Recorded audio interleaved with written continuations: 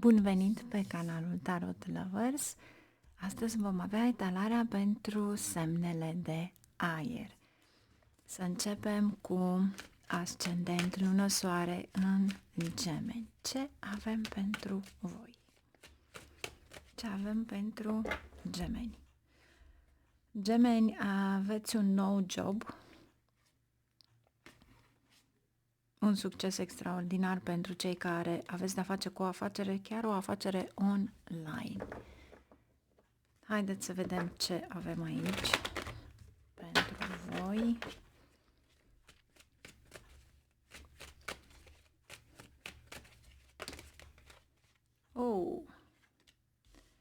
Regina de bute, moartea. Aveți grijă ce vorbiți, ce spuneți, pentru că moartea este cartea Scorpionului și vă spune să așteptați, să aveți răbdare. Unii dintre voi posibil să vă cumpărați o mașină sau poate vă gândiți la asta. 3 de spade, ce am spus un pic înainte, aveți grijă ce spuneți. Foarte atent, pentru că unii se vor folosi de cuvintele voastre. Soarele, aici e marea surpriză, pentru că aici este succesul tău. Unii dintre voi chiar vă doriți un job nou. Aveți nevoie de armonie, de fericire, ați obosit, e ceva la care rutina zilnică vă dărâmă. Deci e posibil să luați o decizie într-un moment în care nu ar fi bine, dar așteptați puțin, aveți răbdare. Cartea Scorpionului asta vă spune. Aveți răbdare, iar aici cavalerul de monede, asul de monede, 8 de monede, deci aveți succes, 10 de săbii, aveți răbdare.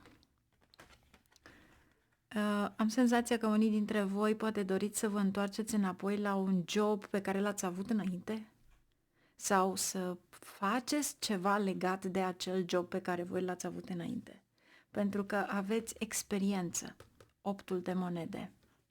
Sau poate doriți să investiți ca să vă faceți voi jobul acela pentru voi.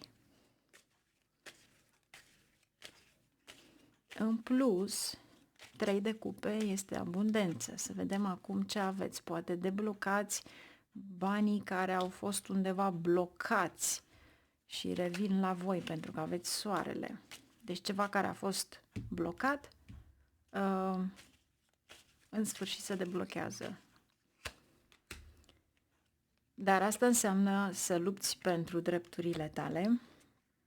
Încerci să găsești o altă cale, este cartea voastră în primul rând, voi trebuie să luați deciziile respective, aveți mare grijă ce decizii luați.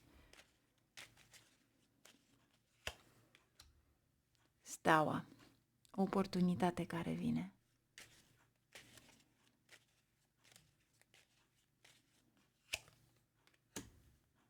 Regele de cupe, o dezamăgire poate cu partenerul, e un fel de a spune să dați mai mare importanță relației voastre, să nu aveți pur și simplu o relație mutuală, iar dacă acea relație nu mai are niciun tip de atracție, nu mai încurcați oamenii, nici voi să nu vă încurcați cu alții, nici alții să nu se încurce cu voi, adică pur și simplu nu vă mai faceți o karmă, lăsați să plece de la sine.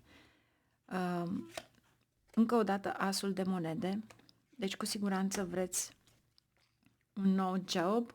Hierofantul,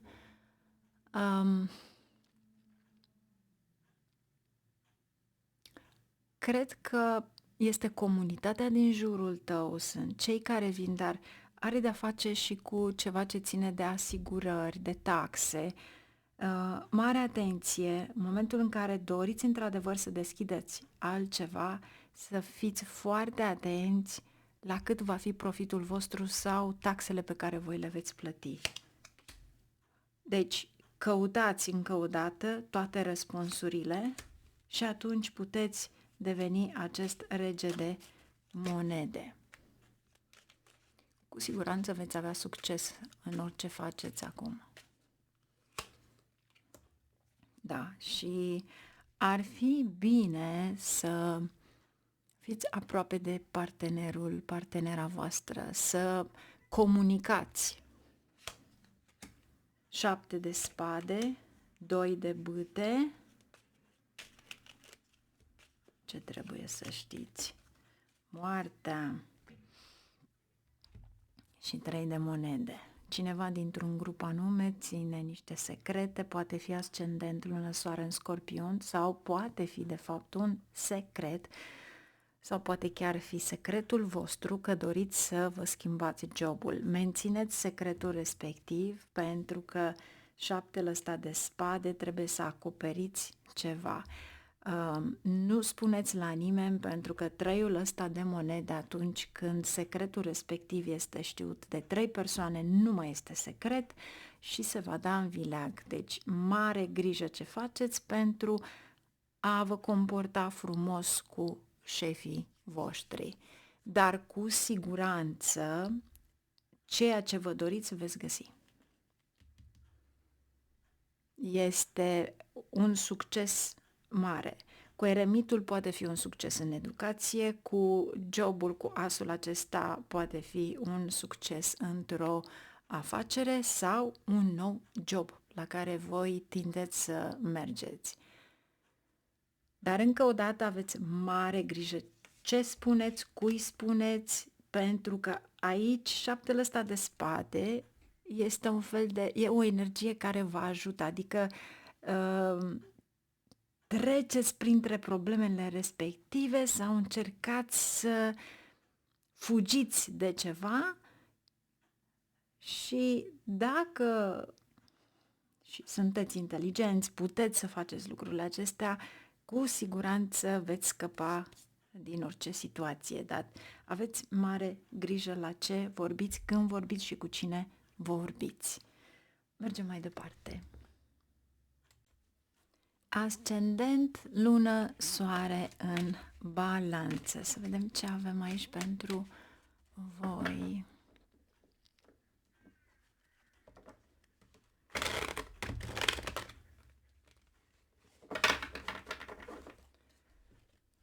Ce avem aici pentru voi, pentru balanță?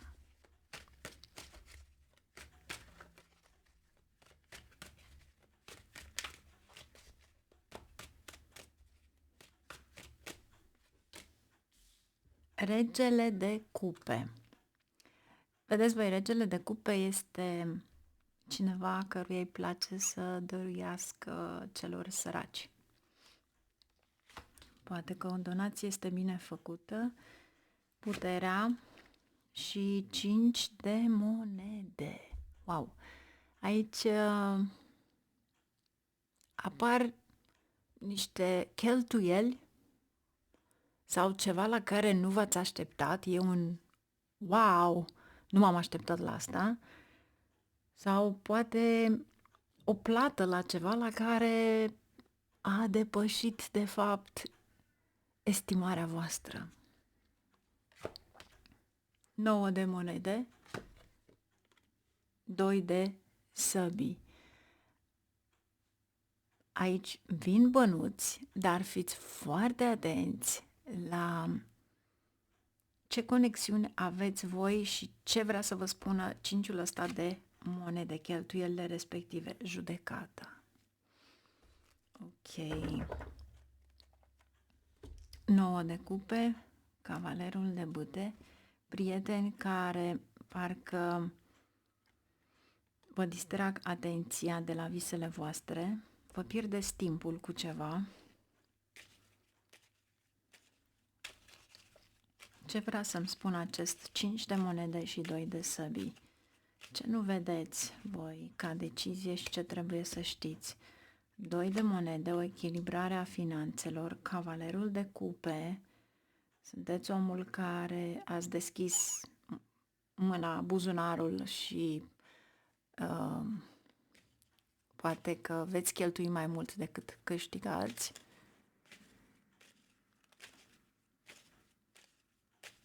Sau poate este ceva la care, un hobby care nu este tocmai bun pentru voi. judecata, moartea, și ar trebui să se închidă acel hobby sau ceva pe care cheltuiți constant și nu va aduce niciun folos.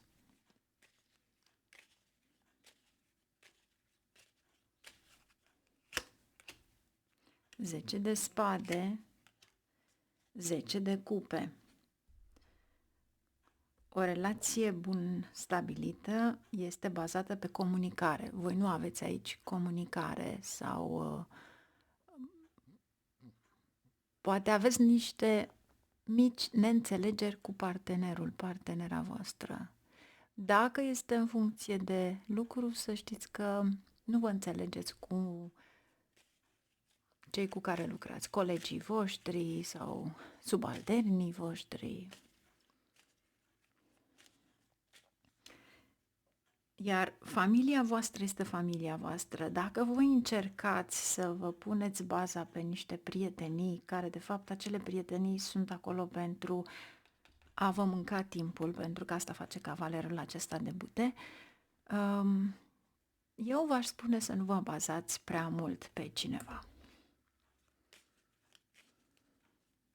Este ca și cum ai o încredere prea mare, fie în tine, fie în prieteni care de fapt știi că uneori te-au dezamăgit.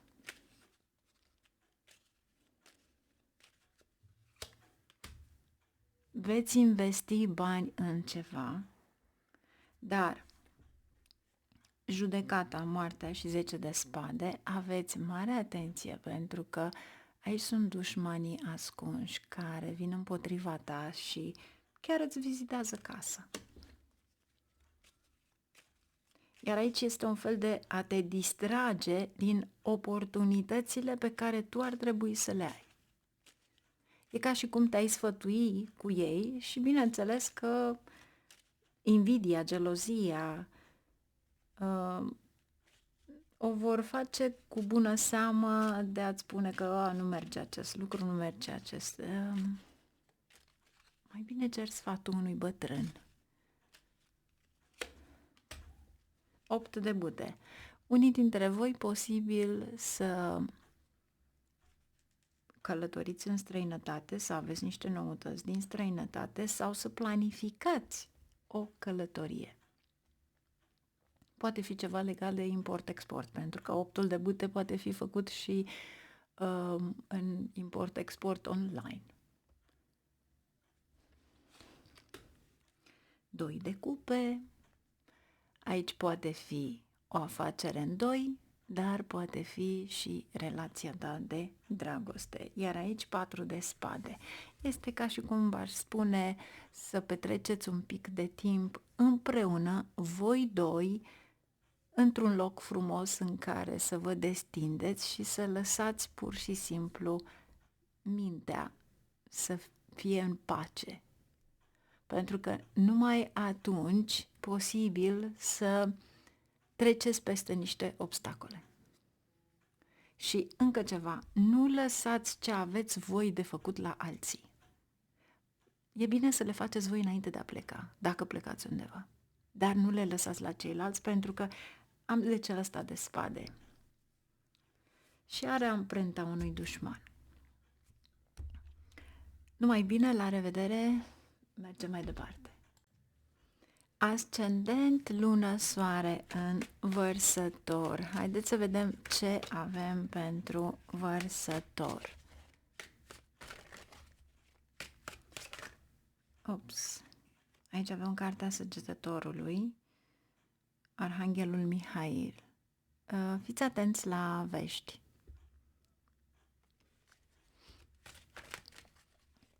Adică ce tip de oameni revin în viața voastră? Pentru că acel tip de oameni care revin în viața voastră nu sunt tocmai oamenii doriți. Sau poate se autoinvită.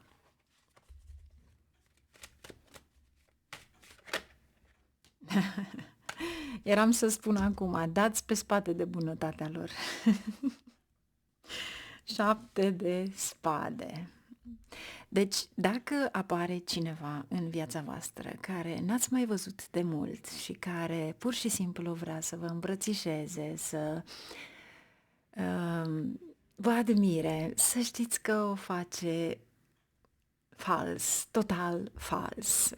E acolo pentru că este femeie sau bărbat invidios, invidioasă pe tine și că încearcă să vadă care sunt, de fapt, lucrurile tale slabe pentru a te lovi sub centură.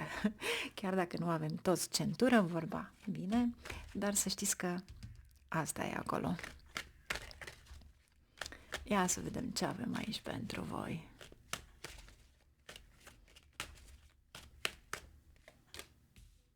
Vezi? 5 de bâte. Cine vine în viața voastră, dacă ești femeie sau dacă ești bărbat, vine cineva din trecut cu care ai avut poate niște probleme sau poate ai fost împreună cu persoana respectivă și vezi tu 5 ăsta de bâte, îți va aduce certuri în relația în care ești acum. Unii dintre voi, decât să aveți problemele astea, ce ar fi bine să mergeți la o petrecere religioasă, de familie, o nuntă, o cununie, ceva de genul acesta, pentru a nu fi acolo în momentul în care apare altcineva acolo, fie la office, fie la munca ta, fie oriunde. Dar, mare grijă și dacă mergeți la o petrecere, cineva care reapare în viața voastră, din invidie face cealaltă persoană să fie geloasă. Dacă sunteți un cuplu care împărtășiți absolut tot, comunicați clar, e o iubire necondiționată, atunci nu aveți probleme. Dar dacă aveți mici neînțelegeri când apar persoane dubioase, vă veți certa fără niciun motiv. Deci câștigă 7 de spade. Așa că fie rezolvați situația respectivă, stai față în față cu persoana respectivă și vorbești spontan, adevăr, scurt, la subiect, pentru a nu denatura relația ta în care ești. Ups, vezi? Am dreptate. Au căzut cărțile. Deci e o poveste lungă la voi. 2 de monede. Va trebui să echilibrezi ceva pentru că e ceva din trecut, este ceva care poate apare de la o mare distanță. Și ai nevoie ca atmosfera cu cel de lângă tine să fie bună. Ai nevoie să fii fericit. Nu ai nevoie de niciun tip de ceartă.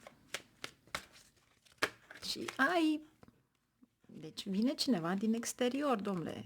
E ceva aici care îmi spune că vine fie la o petrecere, fie este ceva. Voi aveți grijă la egoismul vostru, aveți grijă să nu vă impuneți prea mult sau pur și simplu dacă dă cineva mai mare importanță, pentru că nu vrei să-ți strici o zi frumoasă din viața ta, pentru simplu fapt că apare cineva pe care nu l-ai mai văzut de 15 ani, 20 de ani. Pentru că asta se întâmplă aici.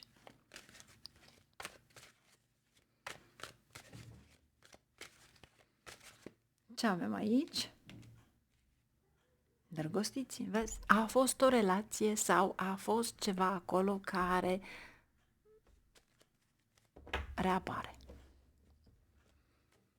Iar aici avem nebunul. Nu riscați absolut nimic pentru nimeni.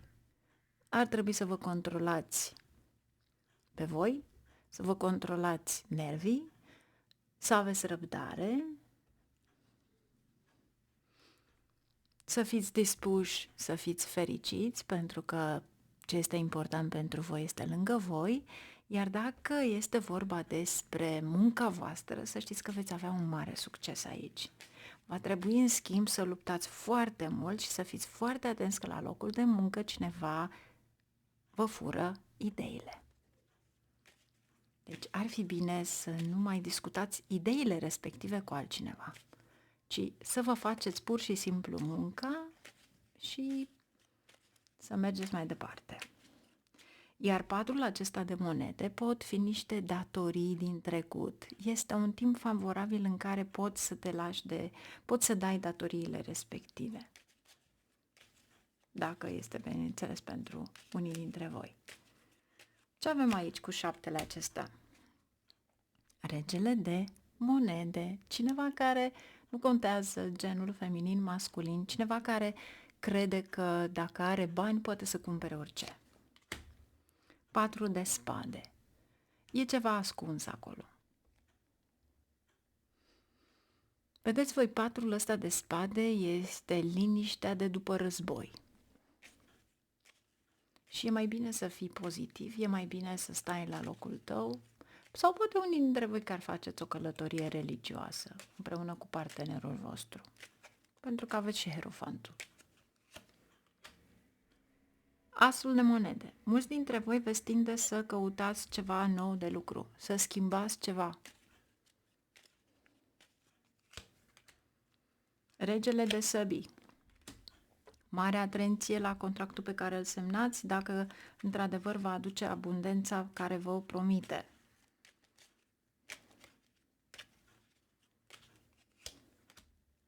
Succes. Și un mare succes, poate chiar peste hotare. Dar aici este și o călătorie în exterior. Nebunul, avem justiția. Vi se face dreptate în ceva și iese un adevăr la suprafață. Aveți dreptate în ceva. Soarele, perfect. Împărăteasa, perfect. Wow! Cred că vi se face dreptate în ceva ce ține de guvern.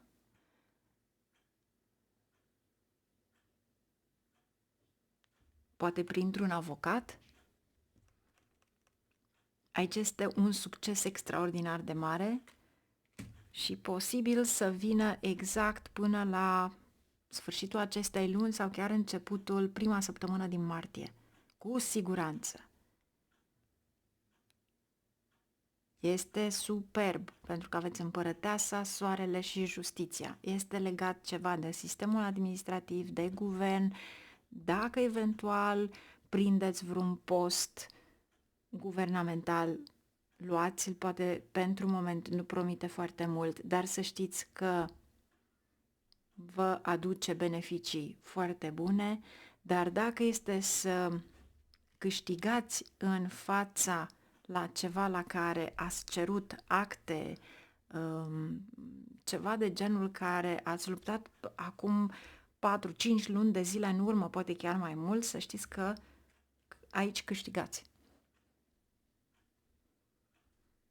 Perfect. Foarte bună energia. Aici iei și beneficii de la serviciu, problemele pe care le-ai avut, poate cu niște contracte sau genul de documente, acum se rezolvă toate, dar va ieși ceva la suprafață. Ceva care trebuie să iasă la suprafață. Vă place sau nu, trebuie să iasă pentru a curăța calea voastră. După o furtună vine soarele. Numai bine, la revedere!